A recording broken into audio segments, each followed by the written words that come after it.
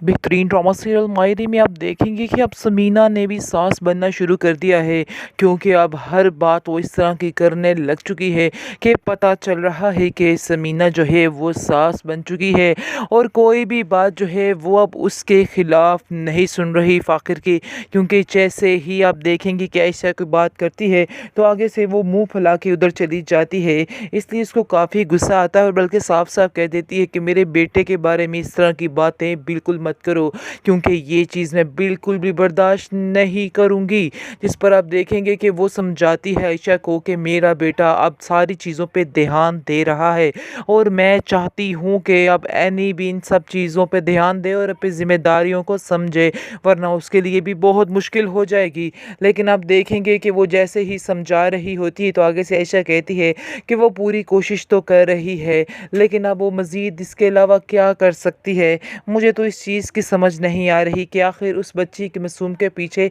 सारे क्यों पड़ चुके हैं। आगे से आप देखेंगे कि उसकी जो सास है, यानी कि एनी की सास है, वो उसको बिठा के पास समझाएगी और कहेगी कि बेटा तुम्हें अपनी ये चीज़ें बदलनी होंगी, तुमने अपने आप को पूरे तरीके से कंट्रोल करना होगा। लेकिन ये बात कोई नहीं समझ रहा है कि एनी किस तरह का कंप्रोमाइज़ कर रही है उसके साथ, क्योंकि जैसे वो देखती है कि वो फ़ाखिर जो है उससे बातें करता है, जिससे वो प्यार करता है, जिसको देख के उसे काफ़ी ज़्यादा तकलीफ़ होती है और वो उसको समझाती भी है कि ये तुम्हारे तौर तरीके अब नहीं चलने वाले और मुझे ये चीज़ तुम्हारी बिल्कुल भी पसंद नहीं है। जितनी जल्दी हो सके अपने आप को इस मामले में बदल डालो, क्योंकि इस मामले में मैं ऐसे कभी भी बर्दाश्त नहीं करूँगी। इस पर फ़ाखिर कहता है कि तुम्हें इस तरह की बातें करनी ज़ेब नहीं देती और आइंदा से कभी भी मेरे मामले में कुछ भी बोलने की ज़रूरत नहीं है, क्योंकि मैं भी ये चीज़ बर्दाश्त नहीं करूँगा कि तुम भी मेरे मामले में कुछ भी कि अब बोलो। समीना ने भी सास बनना शुरू कर दिया है, क्योंकि अब हर बात वो इस तरह की करने लग चुकी है